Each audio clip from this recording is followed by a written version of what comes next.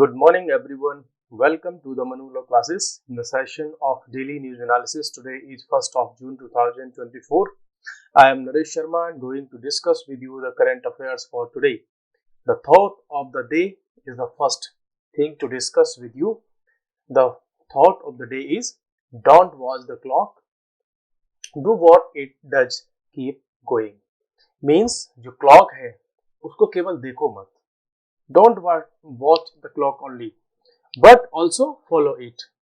How to follow it? What does it? It is keep going.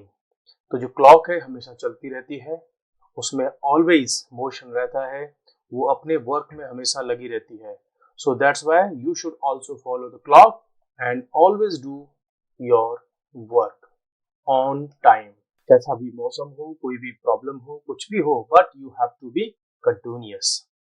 So just we are going to discuss some questions for the day, and these questions are based on the previous day session.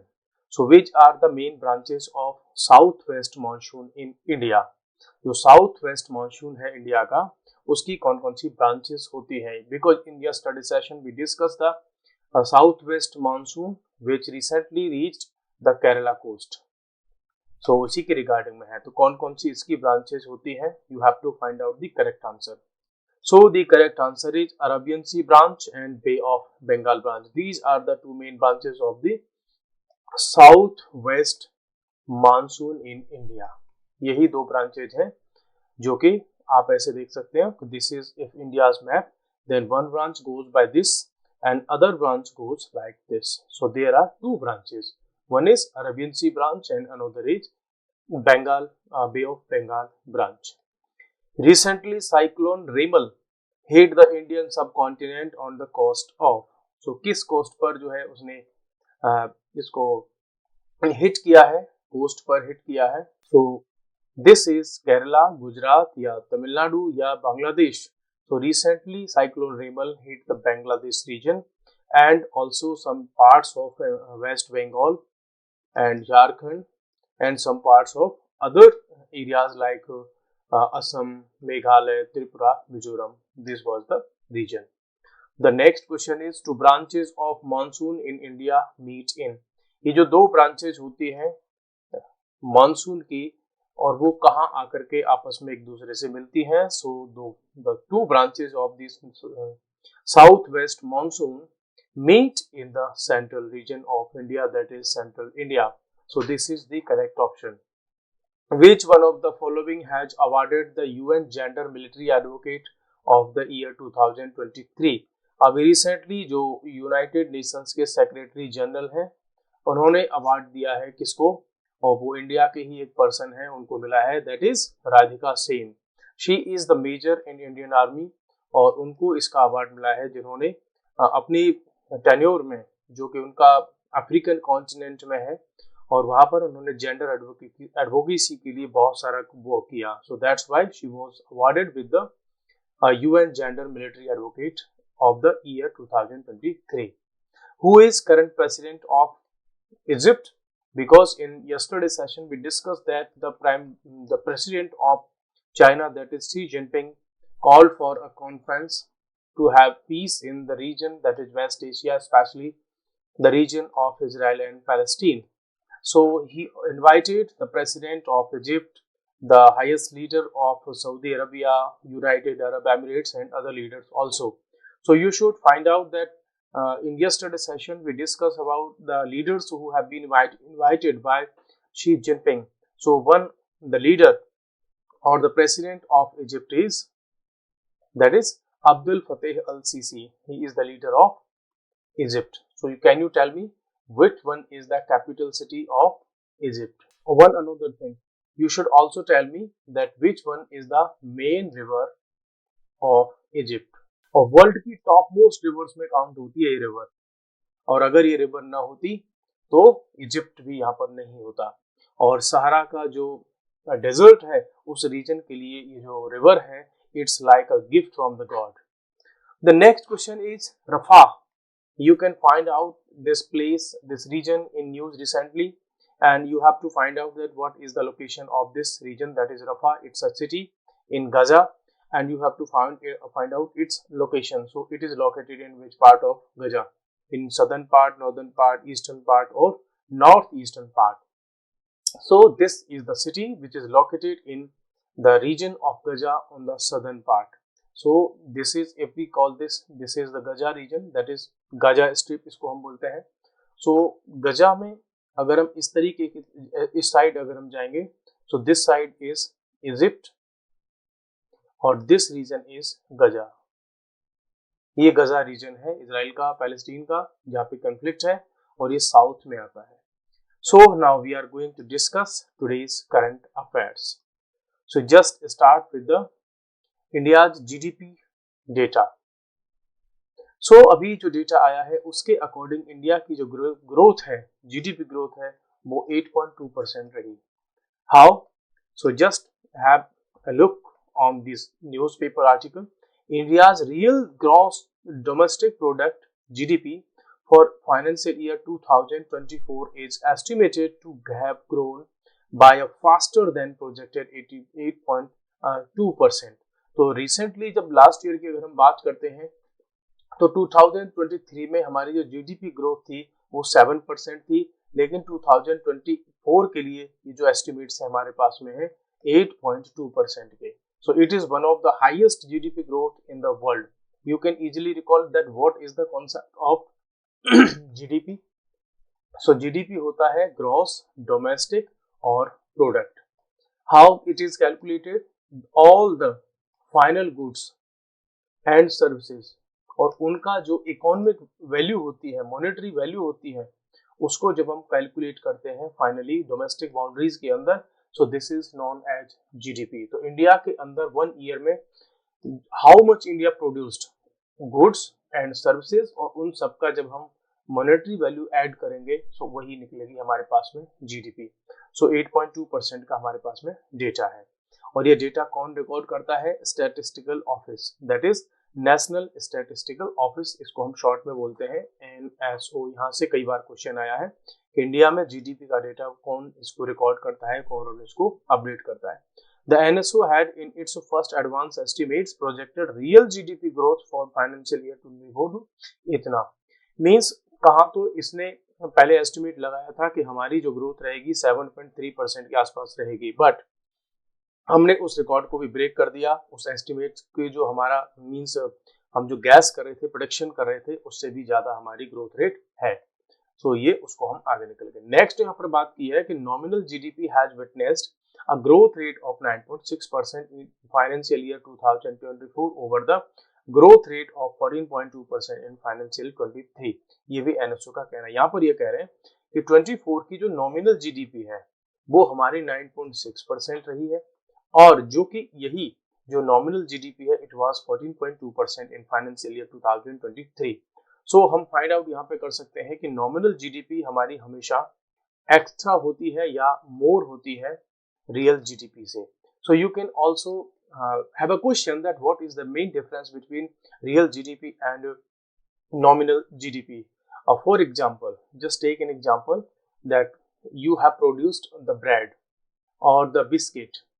ठीक है, आपने biscuit produce किया और biscuit का price था 10 rupees, but due to inflation the price of this biscuit packet of this biscuit raised to 15 rupees. 15 rupees. So actually the production was 10 rupees, but due to inflation it was sold at 15 rupees. So this was due to actually the inflation. It was not a result of the more production. So जब हम इस production की value को add करेंगे तो यहाँ पर हम 15 रुपीज को ऐड करेंगे. जब हम 15 रुपीज ऐड करेंगे और ऐसे ही सारे के सारे प्रोडक्ट्स की वैल्यू को हम नॉमिनल लेवल पर ऐड करेंगे तो हमारी जीडीपी हमको एक्स्ट्रा दिखाई देगी. क्यों? क्योंकि इन्फ्लेशन काउंट हो गया. But when we talk about the real GDP, then you will find the real GDP after deduction of inflation. आपने जब इन्फ्लेशन को उसमें से डिडक्ट कर दिया, सब्ट्रैक्ट कर दिया, तब आपको मिलेगा real GDP. So this is a very minor difference between real GDP and nominal GDP. So यहाँ से एक पॉइंट आप ये गेन कर सकते हैं कि जो रियल जीडीपी होगी वो हमेशा कम होगी, किससे? नॉमिनल जीडीपी से. ठीक है. नॉमिनल जीडीपी ज्यादा होगी क्योंकि इसमें इन्फ्लेशन भी ऐड रहता है। द जीवीए ग्रोथ की अगर बात करें तो फिर यहाँ पे बात करें कि जो GVA growth has been mainly due to the significant growth of 9.9% in the manufacturing sector. Now you have to also know what is the concept of GVA. GVA देखो फिर से हम एक एग्जांपल लेते हैं कि आपने जो है फूड ग्रेन लिया और उससे आपने कोई भी एक प्रोडक्ट बनाया और उस प्रोडक्ट आपने सपोज करो वही फिर से बिस्किट बनाए आपने, और इस बिस्किट को बना करके आपने मार्केट में सेल कर दिया। नेक्स्ट आपने क्या किया कि इस बिस्किट को, ठीक है, इस बिस्किट को आपने क्या किया कि इस बिस्किट में कुछ आपने इसके टेस्ट को चेंज कर दिया। बिस्किट के टेस्ट को चेंज कर दिया। पहले ये बिस्किट 10 रुपीज का था, इसका टेस्ट चेंज करने से इसकी वैल्यू हो गई 15 रुपीज। सो मीन्स एक्चुअली में इसमें 5 रुपीज का जो वैल्यू एडिशन हुआ इसकी टेस्ट की वजह से। सो यहाँ पर हम बात करते हैं gross value addition.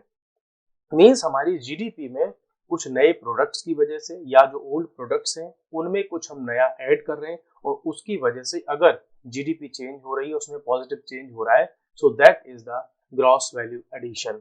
So gross value addition अगर हम बात करें what is the reason behind the more gross value addition in Indian GDP, then you will find the basic reason is that in recent years our manufacturing sector has a very sharp growth, that is 9.9%, जिसमें हमको 2024 और 23 में 2.2% का जो है change देखने को मिलता है। बिकॉज 2023 में इसमें 2.3% का कॉन्ट्रैक्शन आया था, डिक्लाइन आया था, बट 2024 में इसमें हमको ग्रोथ देखने को मिली क्योंकि वैल्यू एडिशन भी इसमें हुआ। यू नो इन 2021 वाला जो हमारा पीरियड था उसमें कोविड-19 की वजह से बहुत कुछ डाउनफॉल आए थे, लेकिन slowly the economy has recovered from the shocks of COVID-19 era. So now we are going to have some more points. The point is that while the high frequency indicators were showing healthy economic momentum, तो अभी हम जो data की बात कर रहे हैं उससे हमें हमारी इकोनॉमी में हेल्दी मोमेंटम देखने को मिल रहा है और sharp jump in the GDP growth, उसमें भी हमें ग्रोथ देखने को मिल रही है। For 2024 has come as a positive surprise. So it's a positive surprise because in recent year and with the recent data, the government authority was just predicting to have a growth rate around 7 point something percent, but in reality we got around 8.2%. So जो हमने predict किया था उससे भी ज्यादा हमको क्या मिली, growth rate मिली हमारी जीडीपी में। So it's a positive surprise for India. Because कई बार ऐसा होता है कि हम प्रिडिक्शन जो करते हैं वो एक्स्ट्रा कर लेते हैं और जो हमारे अचीवमेंट्स होते हैं वो लोअर होते हैं। सो दिस टाइम ऐसा हुआ कि हमने प्रिडिक्शन किया कम, लेकिन उसमें जो रिजल्ट रहे, जो आउटकम रहा वो एक्स्ट्रा रहा। यहाँ पर आप इसका ग्राफ देख सकते हैं that how it has been changed in the recent years. So if you calculate the GDP growth from 2014 and 15, that time this growth was 7.4%, but in 2020-21 it was in negative minus 5.8. You know, this was the period when the global economies were hit by the COVID-19 shocks. But if we come to 2023-24, then we again find a rise in the GDP growth.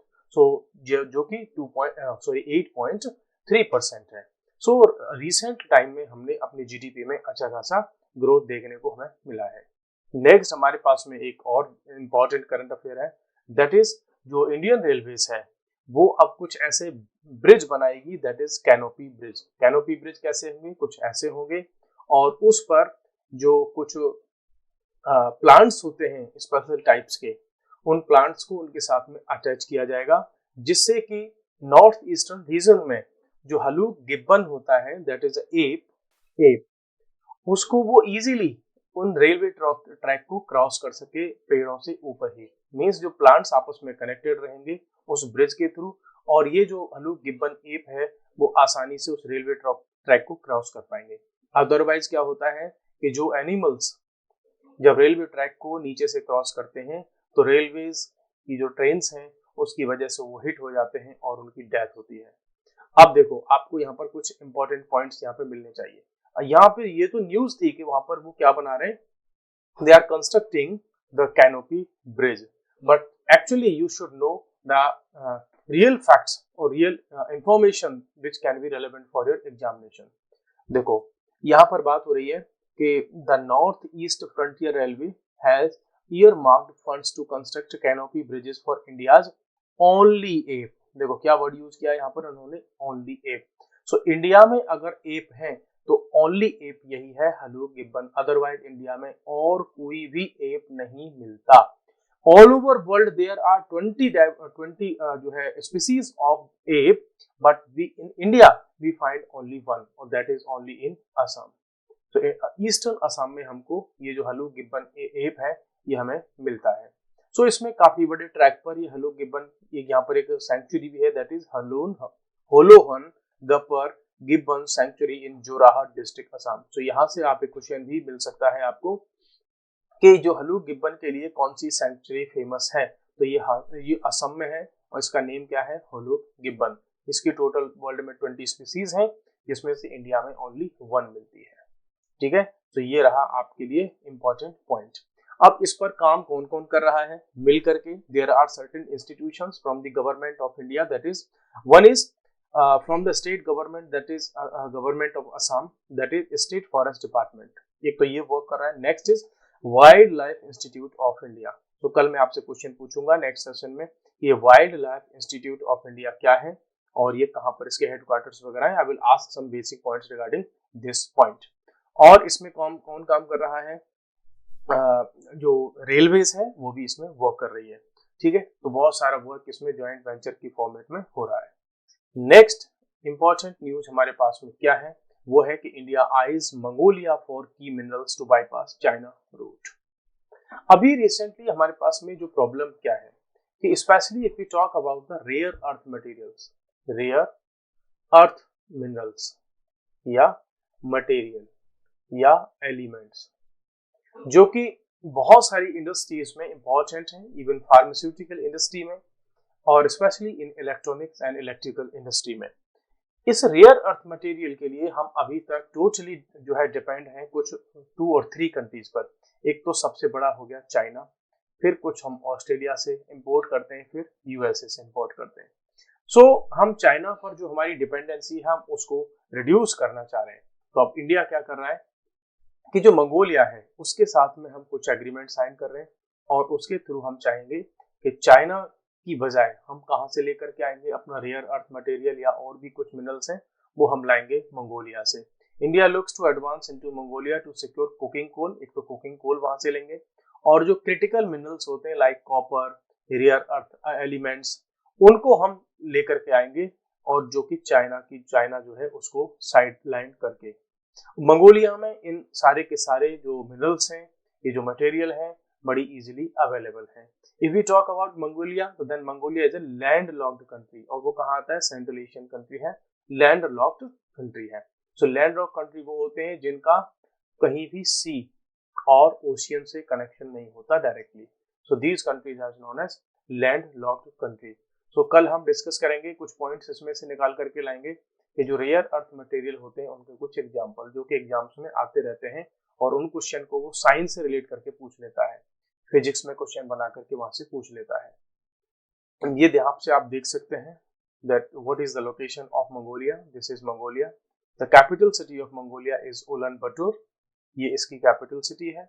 और India चाहेगा कि अगर India के relations थोड़े ठीक हो जाते हैं, देखो ये मैप ऑथेंटिक नहीं है बिकॉज यहाँ पर जो ये जो रीजन है, ये जो रीजन है पीओके वाला रीजन इसने पाकिस्तान में दिखा रखा है, जबकि ये हमारा यहाँ से अफगानिस्तान कनेक्ट होता है पीओके वाले रीजन से। तो इंडिया यहाँ से इसको कनेक्ट करना चाहेगा, या जो रसिया से हमारे यहाँ शिप आते हैं वो लेकर के फिर हमारे पास में आएंगे इन मटेरियल को। तो हम चाइना को पूरी तरह से इसमें साइडलाइन कर पाएंगे बिकॉज कई बार चाइना हमारे साथ में बहुत सारे इश्यूज क्रिएट करता है, but we are means under pressure to purchase a certain kind of materials because we don't have the substitute of such materials.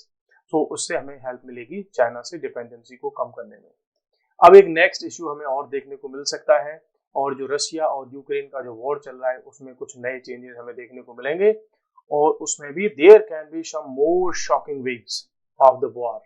ये वॉर हमको कुछ इंक्रीज मींस इसमें कुछ इंक्रीज मिल सकता है हमको, इसकी इंटेंसिटी है वो इंक्रीज हो सकती है। व्हाई हाउ, देखो जर्मनी एंड यूएस ये दोनों ही वो कंट्रीज हैं जो यूक्रेन को सप्लाई कर रहे हैं वेपन्स। और वेपन कौन से, लॉन्ग रेंज वाले वेपन। अभी तक ये इशू था कि जर्मनी और यूएसए दोनों जो वेपन्स इसको सप्लाई कर रहे हैं यूक्रेन को, उन्होंने ये बोल रखा था कि भाई आप हमारे लॉन्ग रेंज वेपन को यूज नहीं करोगे रशिया के अगेंस्ट में इन सर्टेन केसेस में। अब हुआ क्या है कि रशिया जो है इसकी खार्किव वाला जो रीजन है उस पर भी लगातार अटैक कर रहा है। तो इन्होंने क्या बोल दिया कि ठीक है अब आप हमारे वेपन्स को यूज कर सकते हैं रशिया के अगेंस्ट में। ठीक है, अब आप सोच रहे होंगे क्या जब वेपन आप दे रहे हो तो यूज करने का क्या, उसमें भी बहुत सारी कुछ ट्रीटीज वगैरह उनकी होती है जब वेपन सेल किए जाते हैं तो कि आप इस वेपन को कहाँ और किसके अगेंस्ट में यूज नहीं कर सकते। तो ऐसी भी कुछ इनके रूल्स होते हैं। यहाँ अब हमें जो दिख रहा है वो ये दिख रहा है बिकॉज जब यूएसए एंड जर्मनी इन दोनों ने जैसे ही परमिशन प्रोवाइड करी है यूक्रेन को कि ठीक है now you can use our long range weapons against Russia, तो क्या रशिया का कोई एक्शन होगा इस पे, रिएक्शन होगा? हाँ, रशिया ने रिएक्शन किया है इस पर और रशिया ने सीधा सीधा बोल दिया है कि भाई अब अगर इसने हमारे अगेंस्ट में लॉन्ग रेंज वेपन्स को यूज किया तो हम ऐसा डिस्ट्रक्शन करेंगे कि जिसकी आपने कल्पना नहीं की होगी, you have never imagined that. और हम उस तरीके से रिटेलिएट करेंगे कि जो कंट्रीज नेटो के मेंबर हैं या जो बैकग्राउंड में यूक्रेन को सपोर्ट कर रहे हैं आपको भी फिर इस कॉन्फ्लिक्ट में उतरना पड़ जाएगा। Otherwise until now the countries of NATO and especially the countries those who instigate wars are all over the world like USA जो कि सारी जगह वॉर प्लान करता रहता है। तो रशिया ने क्लियर, अभी तक देखो क्या हो रहा था कि ये जो कंट्रीज हैं ओनली वेपन सप्लाई कर रहे थे, खुद इस वॉर में इन्वॉल्व नहीं हो रहे थे। लेकिन रशिया ने बहुत अच्छे से इनको समझाया है कि देखो अगर आप लॉन्ग रेंज वेपन वगैरह सब यूज करवाओगे रशिया के अगेंस्ट में तो फिर हम उस तरह के अटैक्स करेंगे कि आपको फिर इस वॉर में इन्वॉल्व होना पड़ जाएगा। जबकि पूरा का पूरा जो वेस्टर्न यूरोप है, वेस्टर्न यूरोप वो चाहता है कि हम डायरेक्टली इस वॉर में इन्वॉल्व ना हो, क्योंकि समझदार लोग जो होते हैं वो कभी वॉर में इन्वॉल्व होने से बचते हैं। और वो एक सबसे अच्छा रास्ता भी होता है कि अगर आपके पास में if you have two waves, you have two options, one is war and another is peaceful resolution of the problem, then you should always go for peaceful resolution। तो जो वेस्टर्न यूरोप की कंट्रीज है वो अपनी economies को हमेशा boost करते रहते हैं, एक शांति पीसफुल एनवायरनमेंट के थ्रू वो हमेशा वॉर से बचते हैं। बट यहाँ पर उनकी कार्रवाई देखो कि यूक्रेन के पीछे खड़े होकर के उसको लड़वा रहे हैं और वहाँ की इकोनॉमी, वहाँ के सिविलियंस, वहाँ की innocent people, they are going to be destructed by this war. So आने वाले टाइम में हमें देखने को मिल सकता है कि रशिया और यूक्रेन का वॉर और भी किसी लार्ज स्केल पर ना एंटर कर जाए, उसमें अदर कंट्रीज को भी कहीं इन्वॉल्व ना कर लिया जाए। So this was the session for today.